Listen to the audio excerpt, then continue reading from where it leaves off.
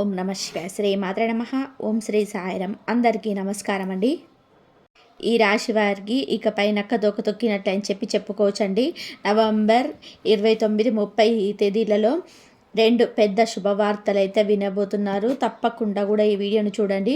వీడియోని ఎక్కడ కూడా స్కిప్ చేయొద్దు. ఎందుకు అంటే ఎక్కడైనా స్కిప్ చేశారంటే కనుక చాలా వరకు కూడా ఇన్ఫర్మేషన్ మిస్ అవుతారు. అంతేకాకుండా మీరు దక్కించుకోవాల్సిన శుభవార్తలన్నీ కూడా దక్కించుకునే అవకాశాన్ని కోల్పోతారు.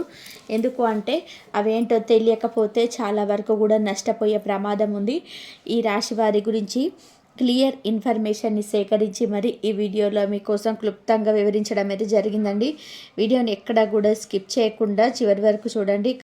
ఆలస్యం చేయకుండా వీడియోలోకి అయితే వెళ్ళిపోదాము. వీడియోలోకి వెళ్ళే ముందు కింద కామెంట్ సెక్షన్లో ఖచ్చితంగా ఓం నమ శివాయ అని చెప్పి కామెంట్ చేయండి. వినే ముందు ఈ వీడియోని అయితే లైక్ చేసి షేర్ చేసి సబ్స్క్రైబ్ చేసి వీడియోని అయితే చూడండి. మొత్తం కంప్లీట్గా చూస్తేనే మేమేం చెప్తున్నా అనేది మీకు అర్థమవుతుంది. ఇంకా వీడియోలోకి వెళ్దాము. ఈ రాశి వారిని ఇప్పుడు మనం గతం గురించి మాట్లాడుకోకుండా అలాగే భవిష్యత్తులో జరిగే వాటి గురించి మాట్లాడుకుంటూ ప్రస్తుతం వీరి యొక్క జీవితంలో ఏం జరుగుతుందో తెలుసుకుందాం. ఈ రాశి వారిని మనం వ్యక్తిగతంగా గమనించుకున్నట్లయితే చాలా అంటే చాలా మంచివారు. అంతేకాకుండా చాలా ధైర్యవంతులు. ఏదైనా కానీ ముక్కుసూటిగా మాట్లాడే మనస్తత్వం కలిగిన వారు. మాట తీరు కూడా చాలా చాలా దర్జాగా హోందాగా ఒక ఆర్డరింగ్ వాయిస్ లాగా ఉంటుందన్నమాట. 10 మందిలో వీరికంటూ ఒక ప్రత్యేకత ఉంటుంది. సంఘంలో గౌరవం ఉంటుంది, మర్యాదలు ఉంటాయి.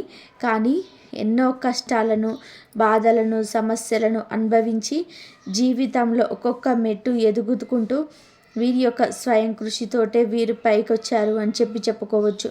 అంటే వీరికి ఒక రాశి వారిని మనం 100% తీసుకున్నట్లయితే కనుక ఈ రాశి వారిని 100%లో దాదాపుగా 80% మెంబర్స్ వరకు కూడా స్థిరాస్తులు చాలా తక్కువగా ఉంటాయండి. మిగతా 20%కి ఏదో కాస్తో కూస్తో ఉంటాయి కానీ స్థిరాస్తులు.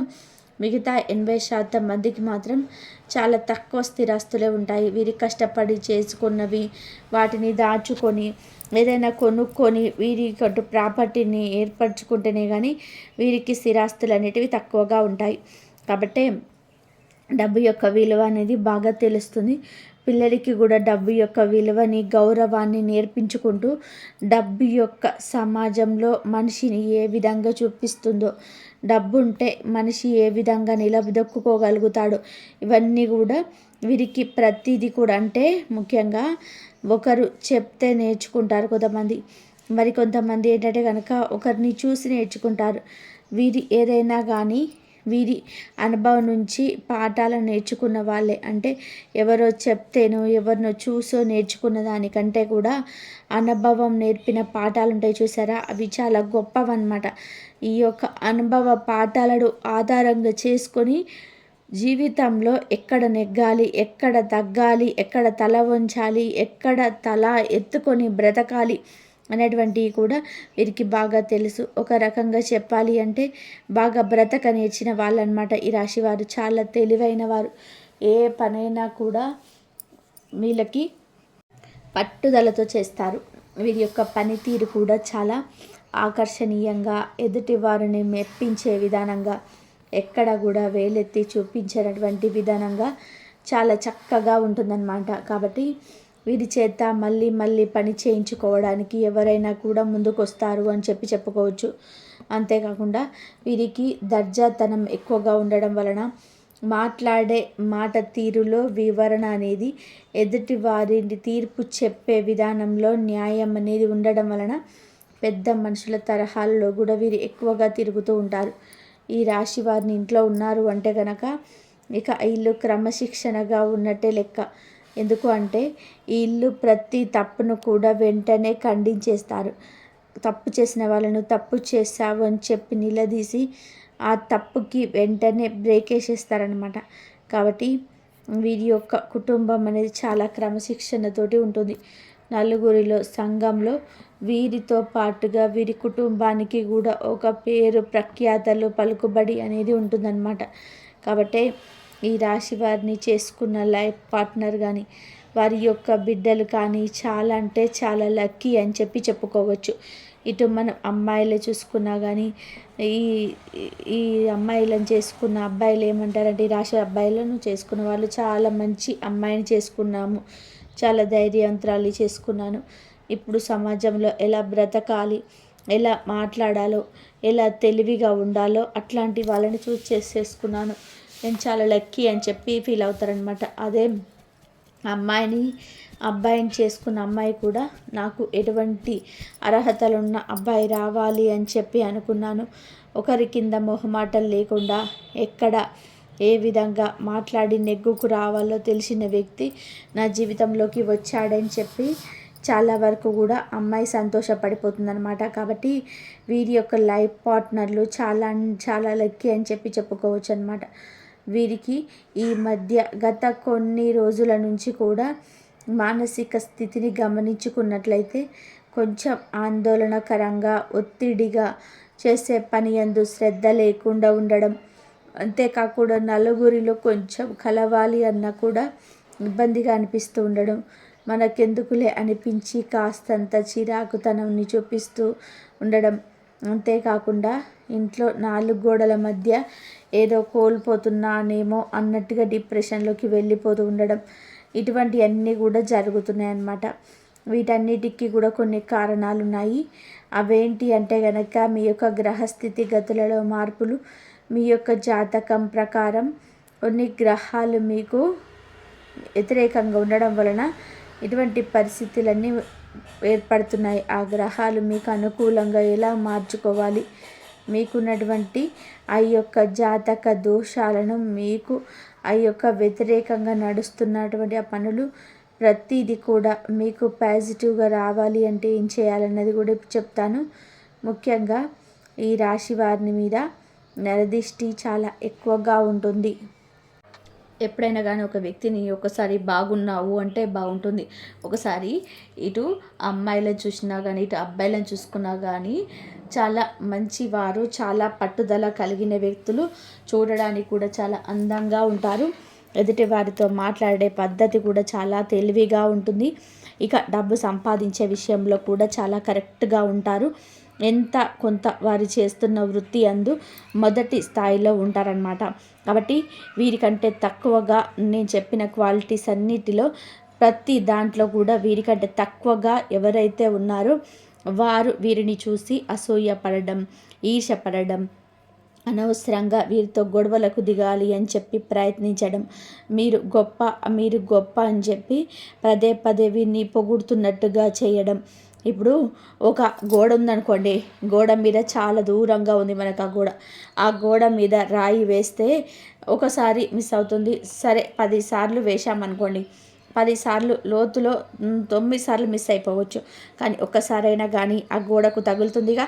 అలాగే మనం అన్న మాటలు అనేటివి ఏవైతే ఎదుటివారిని పదే పదే బాగున్నారు, మంచిగా చేసుకుంటున్నారు, బాగా అయితే అవుతున్నారు అని చెప్పేసి అన్న మాటలు ఏవైతే ఉన్నాయో అవి అనగా మనకి ఏదో ఒక మాట, అంటే 10 నెగిటివ్ మాటలు మన గురించి అనుకున్నప్పుడు ఏదో ఒకటి మనకి ఖచ్చితంగా కూడా తగులుతుందండి. అదేంటి అంటే కనుక మనల్ని అనేక రకాలుగా కృంగతీసే ప్రయత్నం చేస్తుంది. అంటే మన యొక్క మానసిక ప్రశాంతతని తీసేయడము, మనకున్నటువంటి శారీరక ఆరోగ్యాలను తీసేయడము, అంతేకాకుండా మనం డిప్రెషన్లోకి వెళ్ళేలా చేయడం, మనం చేయాలి అనుకున్న పనులన్నీ వాయిదా పడేటట్టుగా చేయడం, ఎప్పుడు కూడా నీరసంగా అనిపించడం, హెల్తీగా అనిపించడం, డిప్రెషన్ అనిపించడం, ఏదో కోల్పోతున్నాం అనిపించడం, పిల్లలకి అనారోగ్య సమస్యలు రావడం, ఇంట్లో ప్రశాంతత లేకుండా ఉండడం, ఇటువంటి సమస్యలన్నీ కూడా వస్తూ ఉంటాయి. అప్పుడు మనం తలపట్టుకుంటాం. ఎందుకంటే ఇప్పుడు ఇంత కష్టపడుతుంది, ఇంత చేసుకుంటుంది, పిల్లలు లేదంటే భర్త పిల్లలు, ఇల్లు ప్రశాంతంగా ఉండాలి అనే కదా. అలా కాకుండా మా వాళ్ళకి ఏదో ఒక సమస్య వచ్చి మనకేదో ఒక సమస్య వస్తే ఇక చేస్తున్న పనులకి అనేది అర్థం ఉండదు కదా. కాబట్టి ఖచ్చితంగా కూడా ఈ నెగిటివిటీని తీసివేసుకోవడానికి కొన్ని ముఖ్యమైనటువంటి పనులు ఉన్నాయి. ఆ పనులు చేసుకొని చాలా వరకు కూడా మీకు నెగిటివిటీ అనేది తగ్గిపోతుంది. ఏంటి అంటే కనుక గుర్తుపెట్టుకొని, నెలలో 4 ఆదివారాలు వస్తాయి. 4 ఆదివారాలలో నెలలో 4 ఆదివారాలు వస్తాయి. 4 ఆదివారాలలో 2 ఆదివారాలైనా కానీ మీరు ఉప్పుతోటి అంటే ఈ యొక్క నిప్పు ఉంటుంది కదా, ఉప్పుతోటి దిష్టి తీసేసుకొని అది నిప్పుల్లో వేసేయండి. ఆ నిప్పుల్లో వేసినప్పుడు మీకు కూర రాదనమాట. మామూలుగా అయితే ఎండుమిరపకాయలు కూర వస్తాయి, కానీ మీకున్న నరదిష్టికి ఆ కోడిగూర రాకుండా ఉంటుంది. అంత దిష్టి ఉంటుంది, మీకు తెలుస్తుంది ప్రత్యక్షంగా. అది చేయండి. ఇప్పుడు నెలలో 2 ఆదివారాలు చేయండి. బయటికి వెళ్ళేటప్పుడల్లా కూడా నుదుటిన సింధూరాన్ని ఒకటి, ఆంజనేయ స్వామిది, ఇక అమ్మవారి దగ్గర ఉన్న కుంకుమ ఒకటి తెచ్చుకోండి. ఏదైనా గుడికి వెళ్ళినప్పుడు అమ్మవారి దగ్గరికి కుంకుమ ప్యాకింగ్ చేయించుకొని ఇంటికి తెచ్చుకొని దేవుడి గుట్లో పెట్టుకోండి. ఆ కుంకుమ పెట్టుకోండి. బయటికి వెళ్ళినప్పుడల్లా కూడా సింధూరం కుంకుమ ఖచ్చితంగా కూడా నుదుట ఉండాలి, గుర్తుపెట్టుకోండి. ఇక మీ యొక్క కాలుకి ఆడవాళ్ళు అయితే కనుక ఎడమ కాలికి, మగవాళ్ళు అయితే కనుక కుడి కాలికి నల్లదారం కట్టుకోండి. ఎప్పుడు కూడా ఏ ఫంక్షన్స్ వెళ్ళినా, ఏ పార్టీలకు వెళ్ళినా కానీ ఇంటికి రాగానే నిప్పుతోటి దిష్టి తీసేసుకోండి. అగ్నితోటి ఎలా అంటే కనుక ఒక ప్రమిదం తీసుకొని ఆ ప్రమిదలో ఏం చేస్తారంటే కనుక కర్పూరం పెట్టేసి ఆ కర్పూరాన్ని వెలిగించి అది వెలుగుతున్న సమయంలో మీకు దిష్టి తీసేసుకోండి. ఉప్పుతో ఎలా అయితే సేమ్ తీసారో అలా పద్ధతిలో తీసేసి ఆ కర్పూరం బిళ్ళని కింద నేల మీద పడేసేయండి. అది వెలిగేసి ఆరిపోతుంది అనమాట. అలా అగ్నితో దిష్టి తీసేసుకోవడం వల్ల కూడా మీకు చాలా వరకు కూడా కళ్ళ దిష్టి బయటకు వెళ్ళిపోతుంది అన్నమాట. నెలకొకసారి వచ్చి అమావాస్య రోజు బూడిద గుమ్మడికాయ తీసుకొని ఇంటికి దిష్టి తీసేసుకోండి. ఒక నిమ్మకాయ తీసుకొని పచ్చి నిమ్మకాయ నీరుగా కోసి దాని మీద పసుపు, దాని మీద కుంకుమ రాసేసి గడపకి ఇరుపక్కల పెట్టేసి 2 హారతి బిళ్ళలు పెట్టి వెలిగించండి. దీనివల్ల కూడా ఇంట్లో ఉండే నెగిటివ్ శక్తి అనేది పోతుందన్నమాట. ఇంటి గుమ్మానికి ఎప్పుడు కూడా దిష్టి గుమ్మడికాయ పెట్టుకొని తీరాల్సిందే, గుర్తుపెట్టుకోండి. కుదిరితే ఇంటికి కలబంద కొమ్మ కూడా ఒకటి దిష్టి పెట్టేసుకోండి. దీనివల్ల చాలా వరకు కూడా నరదిష్టి అనేది తొలగిపోతుంది. ఇక మీకున్నటువంటి జాతక దోషాలు, ఏలినాటి శని ప్రభావం, అర్ధాష్టమ శని దోషాలతో బాధపడుతున్న, ఏదైనా కానీ రాహు కుజ దోషాలతో బాధపడే వాళ్ళైనా సరే, వివాహం జరగక ఇబ్బంది పడుతున్న, సంతానం లేక ఇబ్బంది పడుతున్న, ఏం చేస్తారు అంటే కనుక మీరు శివాలయానికి వెళ్ళినప్పుడు రావి చెట్టు కింద జంట నాగుల రాతి విగ్రహాలు ఉంటాయి కదా, వాటికి పసుపు కుంకుమ పువ్వులు వేసి పూజించుకొని ఆవు పాలతోటి అభిషేకం చేసి జిల్లేడాకులు పెట్టి బెల్లం నైవేద్యంగా పెట్టండి. తర్వాత రావి ఆకులు పెట్టి రావి ఆకు మీద ఆవు నెత్తితో దీపారాధన చేసుకోండి. ఇలా చేసుకుంటే, ఈ విధంగా చేయడం వల్ల మీకున్నటువంటి ఎటువంటి దోషాలైనా పని పూర్తిగా వెళ్ళిపోయి మీ యొక్క జాతక దోషాలు కూడా పూర్తిగా తీరిపోతాయన్నమాట. మళ్ళీ గుర్తుపెట్టుకొని శనివారం రోజు ఒక 4 శనివారాలు కానీ 5 శనివారాలు కానీ 3 కానీ 5 శనివారాలు కానీ శనేశ్వరుడికి అంటే మనం శివాలయానికి కానీ లేదంటే ఏదన్నా కానీ ఆ శని గ్రహాలు ఉన్న దగ్గరికి కానీ వెళ్ళినప్పుడు ఆ శని గ్రహాల చుట్టూత ఆ నవగ్రహాల చుట్టూత తిరిగేసి అందులో ఉన్నటువంటి శనిగ్రహానికి నువ్వుల నూనెతోటి తైలాభిషేకం చేసి నువ్వులు బెల్లం కలిపిన నైవేద్యాన్ని పెట్టేసి నువ్వుల నూనెతో దీపం వెలిగించండి. దీనివల్ల కూడా మీకున్నటువంటి దోషాలు చాలా వరకు కూడా తొలగిపోతాయి అన్నమాట. కాబట్టి ఇక గుర్తుపెట్టుకొని చేసుకోండి, చాలా వరకు కూడా సమస్యలు తగ్గిపోతాయి. ఇక మీరు వినబోతున్న 2 శుభవార్తలు ఏమిటి అంటే కనుక, ఒకటి, మీరు చేస్తున్న వృత్తి అందు ఇప్పటి వరకు కూడా కొంచెం అసంతృప్తిగా ఉన్నారు. అంటే మీరు రూపాయి పెట్టుబడి పెట్టారనుకోండి, ఆ పెట్టుబడికి 10 రూపాయలు రావాలని ఆశ. ప్రతి మనిషికి కూడా ఆశ అనేది ఉంటుంది. కానీ ఆ యొక్క 10 రూపాయలు రాకుండా రూపాయికి రూపాయి రావడంతో యావరేజ్గా మీ లైఫ్ అనేది నడుస్తుంది. కాకపోతే ఇప్పుడు ఈ కొత్త సంవత్సరం ఏదైతే వస్తుందో, ఈ కొత్త సంవత్సరం నుంచి మీరు లైఫ్ అనేది ఒక టర్నింగ్ పాయింట్ తిరుగుతుందని చెప్పొచ్చు. ఎందుకు అంటే కనుక మీరు ఏవైతే పెట్టుబడులు పెట్టారో వాటికి డబల్ ఇన్కమ్ అయితే రాబోతుంది. అదృష్ట దేవత మీ ఇంటి తలుపు తట్టబోతుంది. మీరు చేసే పనిలో బాగా కలుసుబాటుతనం రాబోతుందన్నమాట. ఇది మొదటి శుభవార్త. ఇక రెండవ శుభవార్త ఏమిటి అంటే కనుక, వివాహం. ఎవరికైతే వివాహం జరగడం లేదు అని చెప్పి బాధపడుతున్నారో, ఇప్పుడు మూడం జరుగుతున్నప్పటికీ కూడాను కొన్ని అంటే పనులు, ఇప్పుడు పెళ్లి సంబంధాలు చూసుకోవడం, ఇది మూడం అయిపోయిన తర్వాత మాట్లాడుకొని చేసుకుందామని చెప్పేసి ఆగడం, ఇలా ఇటువంటి అన్ని పరిణామాలు అయితే జరుగుతాయన్నమాట. అయితే మూడం కంప్లీట్ అయిపోయిన తర్వాత ఏదైతే పెళ్ళిళ్ళు జరుపుకునే ఆ సీజన్ మంచి డేట్స్ అయితే ఏవైతే ఉన్నాయో వాటిలో ఖచ్చితంగా మీ ఎక్కువ వివాహం జరగడం అవకాశం అయితే ఉంటుంది. దాని దాని గురించి బాధపడే వాళ్ళు బాధపడద్దు. అదేవిధంగా ఈ రాశి వారికి చెందిన తల్లిదండ్రులు ఎవరైతే పిల్లలకైతే వివాహం జరగడం లేదని చెప్పేసి అనుకుంటున్నారో వారి జీవితంలో కూడా ఈ 3 నెలల గ్యాప్ తర్వాత వివాహం అయితే జరుగుతుంది. రాసి పెట్టుకోండి. ఇది రెండో శుభవార్త అనమాట. ఎందుకంటే వివాహం అంటే లైఫ్లో ఒక టర్నింగ్ పాయింట్ అనమాట. అది పెద్దవాళ్ళకైనా కానీ పిల్లలు సంతోషంగా ఉంటే పెద్దవాళ్ళకి అంటే ఒక బతుకున్నది వరకు ఏ దిగులు లేకుండా బ్రతికేస్తారు. అదేవిధంగా వీరి జీవితంలో ఒక మంచి లైఫ్ పార్ట్నర్ వచ్చాడు అంటే గనక వీరి జీవితంలో కూడా ఇక ఎటువంటి ప్రాబ్లమ్స్ లేకుండా మనశ్శాంతిగా ముందుకైతే గడిచిపోతాయి అనమాట. కాబట్టి ఈ యొక్క టర్నింగ్ అయితే మీకు హ్యాపీగా ఉంటుందన్నమాట. ఇక అంతేకాకుండా ఈ 3 రోజుల విషయానికి వస్తే మీకు వృత్తిపరంగా, ఉద్యోగపరంగా, వ్యాపార పరంగా, చిన్న పెద్ద బిజినెస్ల పరంగా అన్నిటి పరంగా కూడా అనుకూలంగా ఉంటుందండి. కానీ ఈ యొక్క డిసెంబర్ ఎండింగ్ నుంచి ఇంకా న్యూ ఇయర్ అంటే 2026 నుంచి ఇంకా అద్భుతంగా ఉంటుంది అని చెప్పుకోవచ్చు. కుటుంబ పరంగా చూసుకున్నట్లయితే కనుక మీ మనసు చాలా మంచిగా ఉంటుందన్నమాట. కాకపోతే పైకి గంభీరంగా కనిపిస్తారు. ఆ వాయిస్ అనేది కొంచెం కోపంగా అనిపిస్తూ ఉంటుంది ఎదుటి వ్యక్తులకి. కాస్త ఆ యొక్క వాయిస్ని తగ్గించుకొని కోపం ఆవేశాన్ని కంట్రోల్లో ఉంచుకుంటే కుటుంబ పరంగా కూడా ఏవైతే చిన్న చిన్న డిస్టర్బెన్స్ ఉన్నాయో అవన్నీ కూడా క్లియర్ అయిపోతాయి అన్నమాట. ఇక అంతేకాకుండా ఏదైతే ఓవరాల్గా విద్యార్థులు మేము వెనుకబడిపోతున్నాము, ఇంకాస్త కష్టపడాలి, మంచిగా చదువుకోవాలి అని చెప్పి చదివే మా జీవితాన్ని నిలబెడుతుంది, చదువుకుంటేనే మాకంటూ ఒక వాల్యూ అనేది పెరుగుతుంది అని చెప్పి అనుకుంటారో ఖచ్చితంగా ఇదే మాట మీద ఉండండి. ఒక 10 తరాల పేదరికాన్ని కూడా ఆ యొక్క తలరాతను మార్చే ధనవంతుడిగా ఒక వ్యక్తి మారుతాడు అంటే కనుక దానికి 100% కారణం చదివే. ఆ చదువు మీ జీవితంలో గొప్ప మార్పును తీసుకొస్తుంది అని మీకు అనిపిస్తుంది అంటే కనుక దాన్ని అసలు నిర్లక్ష్యం చేయవద్దు. మీ లైఫ్ ఒక టర్నింగ్ పాయింట్ తిరిగిపోతుంది అనమాట. కాబట్టి కష్టపడి చదువుకోండి.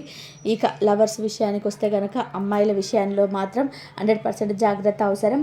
ఎందుకు అంటే కనుక ఈ రాశి వారిలో అంటే ఎక్కువగా మోసపోవటాలే కనిపిస్తున్నాయి.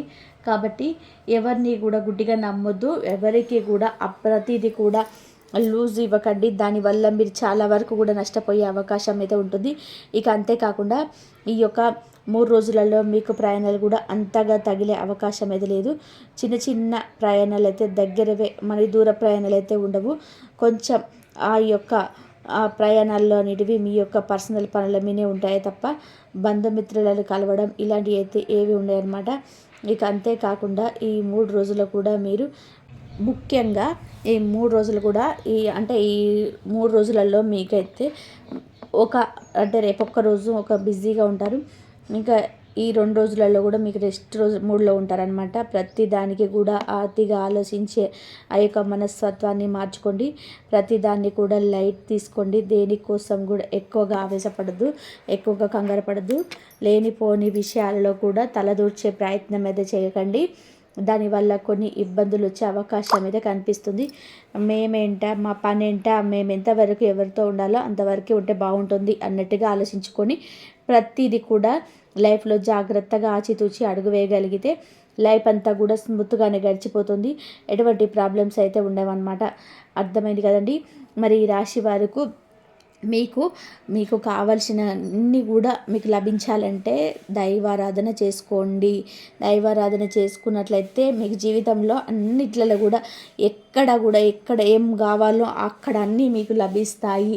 ఎక్కడెక్కడ మీకు ఏమేం కావాలో అవన్నీ కూడా మీకు మంచి అనుకూలంగా మారిపోతాయి. బ్రతక నేర్చుకుంటారు. ఈ విధంగా చేసిన వారు ఈ విధంగా చేస్తే కనుక బ్రతక నేర్చుకుంటారు. పట్టుదలతో మీరు ఈ స్వామివారిని నమ్మకంతో పట్టుదలతోటి మొక్కండి. మీకు ఇష్టదైవాన్ని మొక్కినప్పుడు ఆ కోరిక నెరవేరే అవకాశం అయితే ఎక్కువగా ఉంటుంది. మీరు ఎక్కడ కూడా లొంగిపోకుండా మంచిగా ఎవరితోటి కూడా మీరు మాట పడకుండా బ్రతకాలి అంటే దైవారాధన చేసుకోండి. దైవం మీకు ఎప్పుడు తోడుగా ఉంటుంది. దర్జాతనం ఎక్కువగా ఉండడం వలన మాట్లాడే మాట కూడా మీకు మంచి అనేది లభిస్తుంది. ఎదుటి వారికి తీర్పు చెప్పే విషయంలో కూడా మీకు మంచి న్యాయం అనేది ఉండడం వలన పెద్ద మనుషులలో కూడా మీరు ఎక్కువగా దైవానుగ్రహం ఉండడం వల్ల మీకు పెద్ద మనుషులలో పోయినా కానీ మీకు గౌరవం అనేది దక్కుతుంది. కాబట్టి ఈ రాశి వారు దైవారాధన కంపల్సరీ చేసుకోండి. కంపల్సరీ మీ కోరిక అయితే నెరవేరుతాయి. ఏ కోరికైనా సరే నెరవేరుతుంది. ఈ వీడియో కనుక మీకు నచ్చినట్లయితే ప్లీజ్ లైక్ చేయండి, షేర్ చేయండి, సబ్స్క్రైబ్ చేయండి. ఇంతవరకు చూసినందుకు ధన్యవాదాలు.